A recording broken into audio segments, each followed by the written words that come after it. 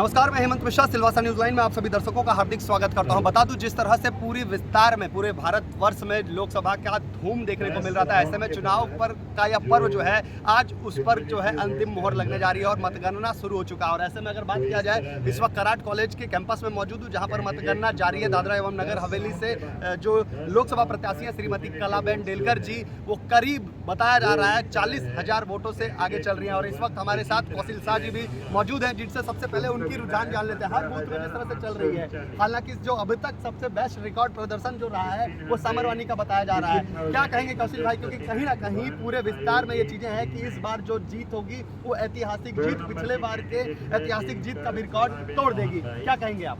देखो, जहाँ तक अभी तक के रुझान है और अभी 12 राउंड के काउंटिंग हो चुकी है और कलाबेन डेलकर करीब 48,000 वोट से आगे है अभी।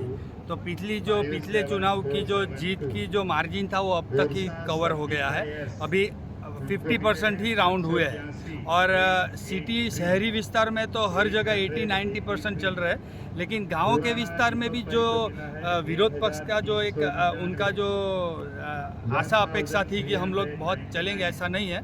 गाँव के एरिया में भी कलाबेन को ही लीड मिल रही है, तो ये लीड आगे जाके 70-80 क्रॉस कर जाएगी, ऐसा भी लग रहा है। सामरवानी में बताया जा रहा है कि क्लीन स्वीप अगर देखा जाए तो 80 से 90% वोटिंग जो है वो बीजेपी के फेवर में देखने को मिल रहा है। देखो, सामरवानी और दादरा ये दो पटेलाद ऐसी गई है जिसमें 90% वोट कलाबेन को गए हैं। सिलवासा में भी हम लोग ने 70% को क्रॉस कर दिया जी। कुल मिलाकर जो लोगों का अनुमान लगाया जा रहा था कि लोकसभा इस बार जो होने वाले हैं भाजपा 400 पर, हालांकि एनडीए इस वक्त अगर देखा जा रहा है वो काफी जो 400 के आंकड़े हैं उसको छू नहीं पा रही है। लेकिन दूसरी तरफ जो है इंडिया टीम भी जो है, इंडिया गठबंधन, वो भी तेजी से चल रही है। लेकिन पीछे बगल के विस्तार में बात किया जाए तो दमन में उमेश पटेल आगे चल रहे हैं। क्या कहेंगे इस अवसर पर? देखो, जहाँ तक देश का सवाल है वहाँ तक नरेंद्र मोदी जी का थर्ड टर्म में वापस मेजोरिटी की ओर जाना ये भी एक बहुत अच्छे संकेत है और मैं उसे सफलता मानता हूँ। बाकी जो एग्जिट पोल के हिसाब से नतीजे नहीं दिखाई दे रहे, ये एग्री है, इसका स्वीकार करना पड़ेगा।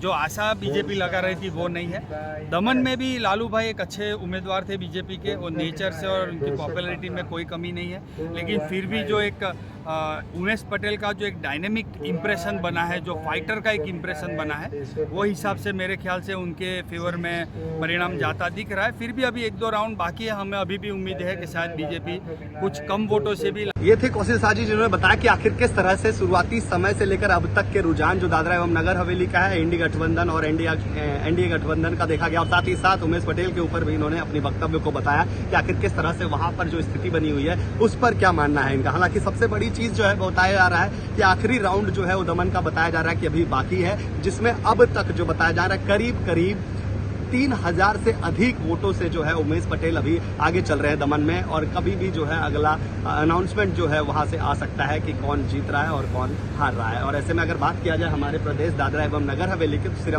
श्रीमती कलाबेन डेलकर जो है करीब 40,000 वोटों से अभी जो है आगे चल रही है। और बाकी सभी जो प्रतिबंधित हैं, जितने भी लोग हैं उनके समक्ष जो आगे उनके विरोध में खड़े हुए थे, वो सब अभी कोसों दूर छूट गए हैं। हालांकि अभी काफी राउंड्स बाकी हैं, लगभग 50% वोटिंग जो काउंटिंग हुई है वो हो चुकी है। और ऐसे में जिला प्रशासन अपना कड़ी मुस्तैद नजर आ रही है। चिलचिलाती धूप जो है वो सर पर आ चुकी है और ऐसे में मैनेजमेंट जो है पूरी तरह से अंदर व्यवस्था जो है तेजी के साथ बहुत बेहतर बनाने में लगी हुई है। कैमरा पर्सन अमित के साथ हेमंत मिश्रा, सिलवासा न्यूज लाइन, कराड़।